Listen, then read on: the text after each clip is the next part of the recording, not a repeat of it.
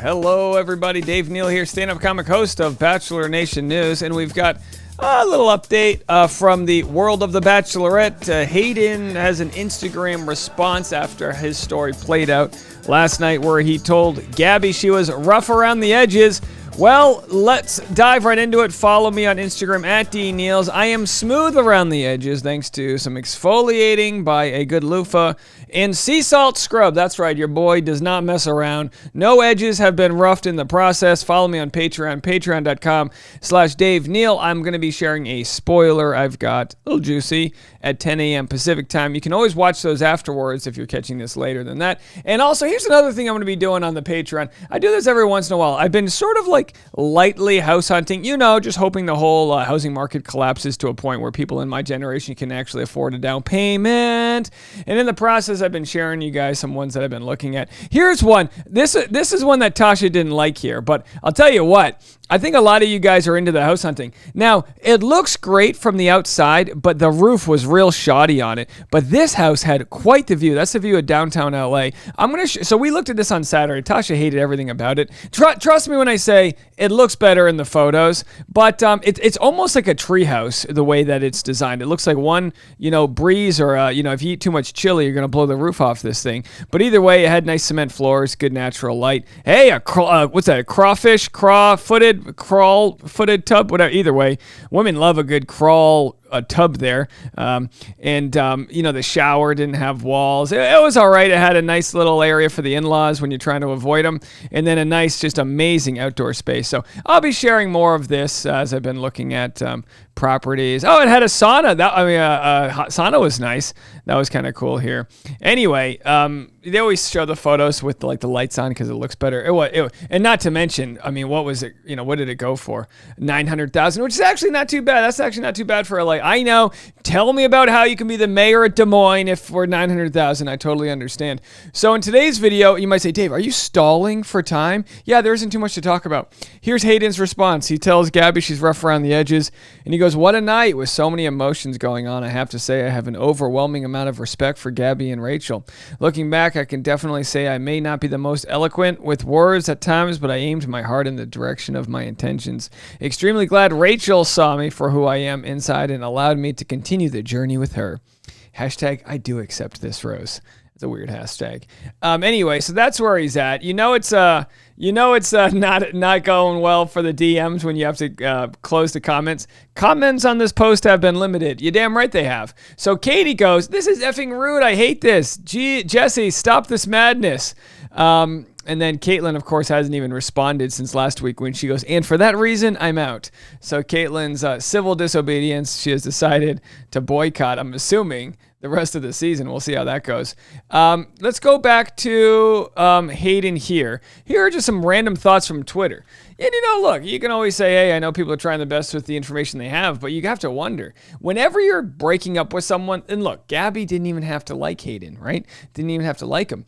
But whenever you're saying, oh, I'm kind of into the other person more than you, it's this thing that I think in normal life we don't have to deal with. In normal life, you go after Joe, or you go after Pete, you go after Stacy, or you go after Tina. You don't have to tell Stacy, hey, I'm into Tina. It's like you just go after Tina.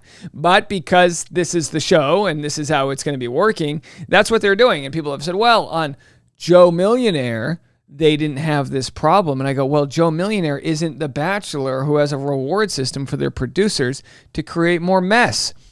So some of the comments, not Rachel choosing Hayden even after Gabby told her what he said. My thought with that is there's more to come with Hayden villain-wise, and that Rachel choosing Hayden was more of a producer pick. That's just my thought. I know Hayden said that he doesn't trust these bitches, so we don't know that yet, but apparently someone said that in the preview, but we don't know if that's Hayden, but will be interesting. Hayden can go F himself. Jacob can also go F himself. No, he's not grocery store Hayden. He said, I don't want to say rough around the edges. I'm Gabby. If I'm Gabby, I'd be mad at Rachel for giving Hayden the rose. Again, producers. Me when Rachel chooses Hayden at the end. Ew. I feel like if those three hadn't rejected Rachel, she would have sent Hayden home after what he said to Gabby. Dear Grocery Store Joe, I apologize for comparing you to Hayden. You didn't deserve that disrespect, and I kind of politely disagree. I think he deserves the same sort of love, but that's just me. Bachelor Rabbit Hole says, what I wish Gabby said when Hayden and Jacob started rambling off insults. Did I effing ask? Respectfully, you're too messy and screwed up for me. Respectfully, of course, says Hayden. Love how Hayden is smiling from ear to ear when he'll most likely be sent home. All right, so that's where he's at. That's the story on Hayden. That's his update.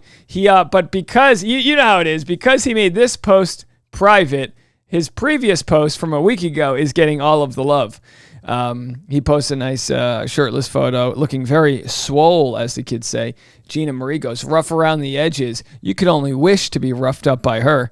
I think we could all agree with that. Rough around the edges. Okay, bruh. Imagine calling The Bachelorette too rough around the edges. Clearly you don't deserve a queen like either Gabby or Rachel. Rough around the edges translate to, you're too strong and queen-like for me to handle. I'm lame AF, and you deserve much better. Who says such a thing to a lovely lady? WTF. Thumbs down times 7 or 8, either way. Damn, Hayden, that was messy. I hope neither of the kids out one after another, nonstop. So that's it on Hayden. He's living for another day. We'll have to see how it all turns out for him. You know, there's always a lot of manipulation that goes on between the edits, but when you say you're rough around the edges, I think it just comes down to, like, you know, he was looking for a compliment and he chose one that would not come off as a compliment. No other way to put that. All right, Bachelor Data has some breaking news. Let's have a listen. It's time for some breaking news. At approximately 8:30 Mountain Time this morning, Jason Alabaster finally came off of private on Instagram. Was I still sleeping? Yes, I was. Now, I know what a lot of you guys are thinking. Why does this matter? Yeah, and like she says, got to go check out. I don't want to give away all of her content, but Susanna at Bachelor Data doing the Lord's work here. But as she mentions, no contestant has ever lasted this long by staying private. Why did he do that? Now, if this is just a publicity thing for him to get his sort of name out there, then that would be genius. But if he stayed private because he was trying to decide what to do because of whichever villain edit he might be receiving, then we'll have to see how that all plays out. I personally don't know of anything within his storyline that will lead towards a villain edit, but then again, I don't really follow this show too close. I really don't. I don't feel, well, you know, he said this. I don't know. You know, if it hits critical mass and I find out about it, great. I'll tell you this, he's got a great Instagram. It's looking real solid as far as Instagrams go. Very well curated.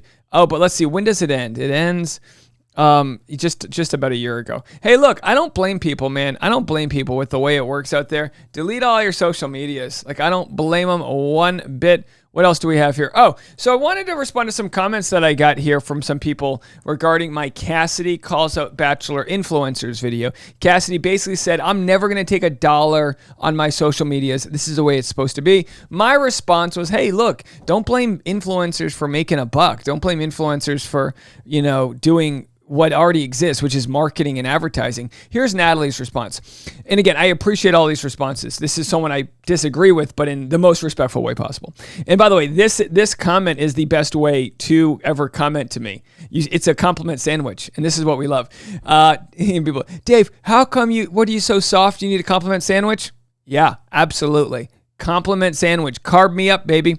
Dave, I think you and your fiance are really lovely and compassionate people. I really respect the integrity with which you've handled so many sensitive topics and how fair you are and how you speak about others and share your perspective with humor, but also kindness and empathy. So this is not a personal attack, but just me disagreeing. I truly wish every person in this world growth and happiness. Criticizing behavior doesn't mean I wish anyone ill will, but I may wish them a little perspective. I don't think it's honest work to sell. Okay, well, and now, so here she's going to, so Cassidy slammed somebody for selling Maybelline. I don't know if Maybelline tests their products on pigs. I don't know. Putting lipstick on a pig. I don't know what they blush on a beef. I don't know. You know, putting eyeliner on a leopard. I don't know.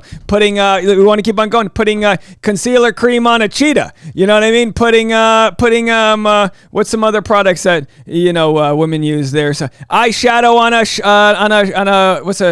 putting eyeshadow on a sheep, okay? I don't know if we want to put 17 hours later, just the Bubba Gump of Maybelline. Maybe it's Maybelline. Maybe I don't give a shit. Point is, so she conflates my argument with that Maybelline's bad And that's not my argument. I don't think it's honest work to sell animal-tested junk we don't need that will end up in a landfill or the ocean before the next Bachelorette is announced. Nor do I think it's honest work to jet around on free holidays and ignore the climate crisis and pandemic warnings.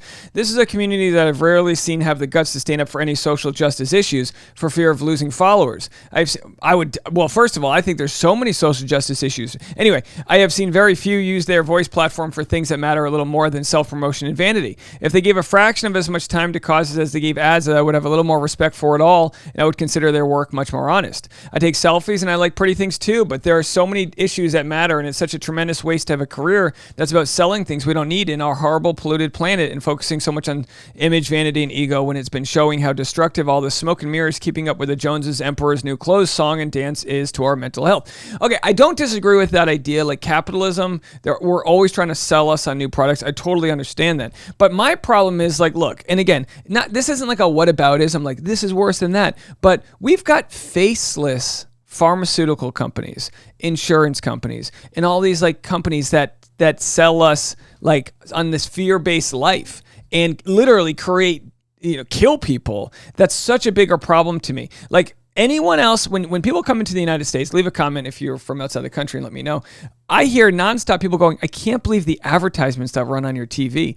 It's literally nonstop big pharma, nonstop insurance, nonstop all that stuff. That's, the sugar industry. There's so much that's wrong out there that if an influencer gets paid to travel to a hotel to promote tourism at that hotel, I just don't see that being such a bad thing. Now, every case is different. We've called out people like Madison Pruitt, who's clearly raking in the money with 1.5 million followers or whatever for promoting products like Shein. And it's because Shein is basically slave-made clothes. And, it's hard in today's world with fast fashion to not find a brand that doesn't have a poor rating when it comes to the clothes that's made. But Shein also steals and culturally appropriates and does all these other things. So if you're going to go and pretend to be like all about, saving the world, it's hard to be on a moral high ground and then also promote Shein, which is a company that's obviously, very close to torturing people to make products for us. So anyway, she goes on to say, unfortunately, I see most people leading very self-involved lives and making very little effort to make a difference in the world. Influencers and so many others are selling their kids, grandkids' futures, fame, vanity, and landfiller freebies. Good luck to them when they have to explain why they did so, because it's all well documented by them. You can't take it with you, but you can leave it a little better. I wish they would. I wish we all would. I think you can use your platform for good or bad. The platform is not moral. Do you know what I mean? It's what people do with it. And I do like that we shame people to an extent if they promote products that are toxic or, cause waste or, made cheaply overseas. Absolutely. I do like all that. But there's plenty of people like Katie Thurston, like, I'm trying to think, Rachel Lindsay, Caitlin Bristow, that promote products and promote positivity and promote everyone getting along. You might disagree with me, and I just said the word Katie, so I'm going to get Oliver in the comment section. Are you a biased? Whatever. You biased fool. The point being, my response. Appreciate the comment. I guess we don't necessarily disagree because we're just looking at this from different places. I don't think working for a corporation in a corporate setting is any better than being an influencer with a platform. I don't think that influencer culture is any worse. What we let companies get away with on a much bigger level. I don't think Cassidy's point was an environmental one. I'm all about people building their platform to have the power to do with it as they please. And then her response, thanks for the reply, Dave. It's so refreshing to have a discussion from different perspectives, and I do appreciate her comment. We are arguing different things here, though, you know what I mean? So whenever we have these conversations, it's important to know, like, if you're not on the same page with whatever conversation you're having, to like find that place of either disagreement or alternate discourse that's happening. So yeah, we got to be careful with social causes, but it's going to be the people with platforms, the influencers, independent content creators. It's going to be those types of people, the Mr. Beasts in the world, that are going to hold corporations to a higher cause, that are taking the power away from the traditional corporations who would literally pollute, just run their pollution into the rivers and lakes like we used to, and to do all these other forms of just like capitalism at all costs. So I think there's a happy balance there. My point though stands that I think it's easy to shame people for making money off of promoting hotels or whatever, but they're just going straight from business to consumer. They're taking the business and they're sharing them on their platform for a cost. This already exists. Companies aren't now losing money because they're footing influencers' bills. This was money that was going to middle management and PR companies and marketing companies, and now we live in a world where people can build that equity for themselves, and that's where I stand. Let me know what you guys think. Follow me on Instagram at DNeals. I'm going live on Patreon right after this. I have a spoiler I'm going to share at 10 a.m. right after here. You can go check the episodes out after. I'm really sputtering to the finish line here, and I'll talk to you guys in a little bit. Bye now.